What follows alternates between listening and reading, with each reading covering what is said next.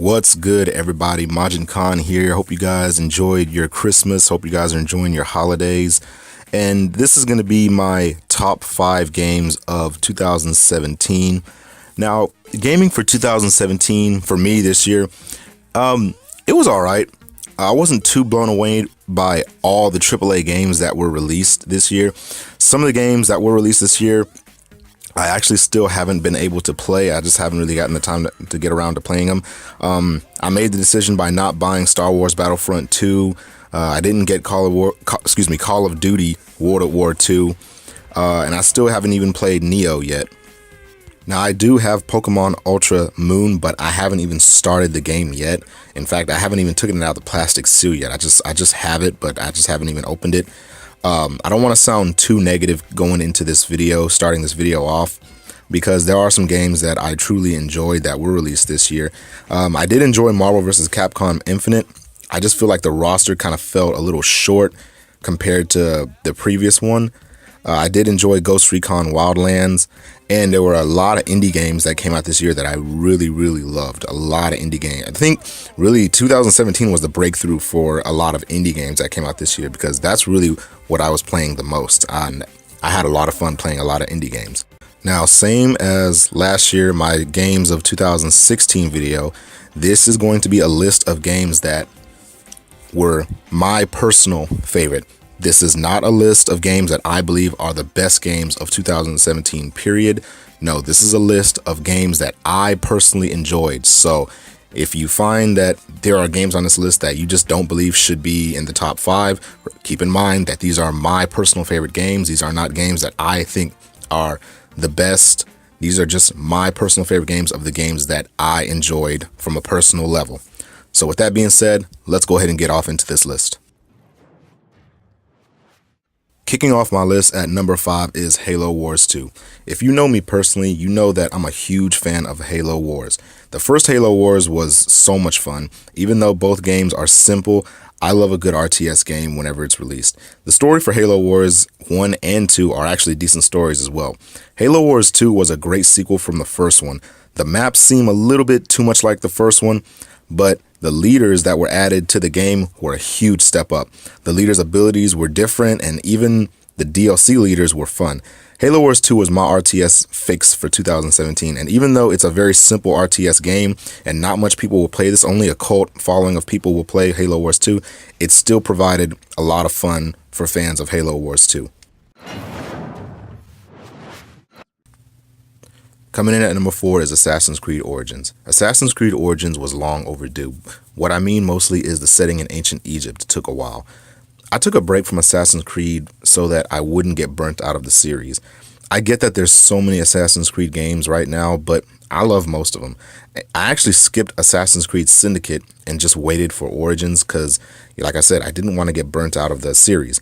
Now, I'll admit, the game still has typical Ubisoft issues such as glitching, speech syncing, etc., but they did a great job on the visuals of the game. The travel system is better. The combat system is different, which I do kind of have a little problem with, but overall, the story is decent, and Assassin's Creed Origins is a great game with plenty to do and plenty of game time to spend. Also, there's a lot of side missions in the game that are good side missions. They're not like side missions where it's like, you know, you're not really kind of just doing something just to do them. These side missions are actually decent. They're not forced. They're actually good, and some of them go along with the story, like how they didn't go along with the story in Assassin's Creed Part 3. Assassin's Creed Origins is a good game for exploration, combat, and also story whenever you're looking for it. Coming in at number 3 is the almighty Cuphead. Holy damn, what a great game this was. Cuphead is an indie masterpiece. It's the Contra of our time. Everything about Cuphead hits the nail on the head. The difficulty of the game is perfect, the visuals are outstanding, and it doesn't feel like a forced nostalgic gimmick. It's a fresh new step forward. Also, the making of the game itself has an interesting story. I'm very happy for all the success that Cuphead received this year. It definitely deserves all the credit, and it proves that indie games are soon the new hot wave of gaming. Coming in at number 2 is Persona 5. I was so impressed with this game, hands down. This game is amazing. Stylish is hands down the name for this game. From the great story to the gameplay, Persona 5 was an amazing experience. And mind you, I've only played Persona 4. That's the only Persona I've played before this one. I've never played the first, second, third one, or any other of the previous Personas. Part 4 and Part 5 are the only ones that I've actually played. Persona 5 was great on so many levels. I enjoyed this game to the full experience. The game looked absolutely gorgeous. The gameplay for me, I enjoyed the gameplay. I didn't mind it at all. I didn't mind the turn-based combat. It's not new to me at all. I've been playing turn-based combat games for years. So Persona 5 for me was absolute fun. And I'm really happy that I have a PS4 now that I can enjoy the exclusives for PS4, because that's opened my door to a lot more gaming experiences. Persona 5 for me was one of the best games I've played this year, hands down. And my number one game of 2017 is The Legend of Zelda: Breath of the Wild. Now, I know some of y'all are probably thinking, oh wow, here's another player who picked The Legend of Zelda: Breath of the Wild as the game of the year.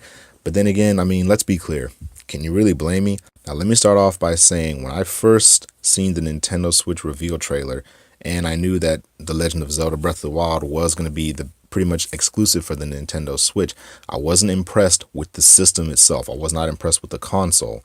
I wasn't too disappointed, but I wasn't impressed simply because I knew they were sticking with motion sensing gaming, and that was something I'm just not a big fan of. I don't like motion sensing gaming, and I just wasn't impressed with the console itself. However, my opinion about the Nintendo Switch has shifted. I do plan on getting one sometime in the near future. I'm probably going to wait until more titles come out just to see how it is. But back to Zelda Breath of the Wild. The Legend of Zelda Breath of the Wild, I actually played it on the Wii U. And this game is hands down my favorite game of the year. And let's be honest, guys, you can't really blame people for this game being the top game of the year. This game was perfect. The story, however, of the game could have been a little bit better, but the gameplay, however, was absolutely great. The gameplay, for me, I think it surpasses the gameplay of Ocarina of Time. It doesn't surpass the story of Ocarina of Time, but it does surpass the gameplay. The fact that you can tackle any dungeon at any time is absolutely amazing. I really preferred more Zelda games to be like that, where it's not design level path. You can actually go to any dungeon you want first, take it out, and then go to whichever dungeon you so please. Also, the cooking mechanics in this game are so much fun. I do like how you can't really keep a permanent weapon. Any weapon that you get in the game, it can break. You have to be able to find another one. I like that. I like the challenge of that. And I've said this before, that The Legend of Zelda Breath of the Wild, it seemed like they took influences from Dark Souls with the whole stamina bar, how, you can't really climb forever. You can climb anything you want, but you can't climb forever, obviously, because if you run out of stamina, you'll fall. You can't swim as long as you want, because obviously you'll drown. That's what made the game a little bit hard, because on past Zelda games, you can pretty much swim for however long you want. But on this game, no, you do have a stamina bar, so you can't really swim forever. And on this game, you can pretty much train whatever horses that you want until you find the signature horse, or until you find the big horse, or until you just find one that suits you. Everything about Zelda Breath of the Wild is just so much fun. It's a great game. I actually do plan on playing this game a second time, because I just enjoyed it that much. I want to play it a second time on the Nintendo Switch whenever I get one. I don't plan on playing it on the Wii U again, because playing on that Wii Pad sucked. I really want to play it on the Nintendo Switch. But The Legend of Zelda Breath of the Wild was just a beautiful game. It was so much fun, and I'm happy the game got really good ratings, got one of the top games of the year. And this is a game, hands down, that will be in my gold collection, because playing this game was just absolutely amazing for me. So there it is, everybody. That's my top 5 games of 2017. I really hope you guys enjoyed this video. If you like this video, please leave a like. Please subscribe if you have not or already not subscribed. Also, leave a comment if you think this list is a good list. If you think it's a bad list, then like I said, please leave another comment. This is my top 5 personal games that I enjoyed. This is not a list of what I think are the best games. These are just a list of top 5 games that I personally enjoyed. But what are some of you guys' favorite games of the year? Let me know in the comments below. Thank you guys for checking out the video. I'm gonna catch you guys later.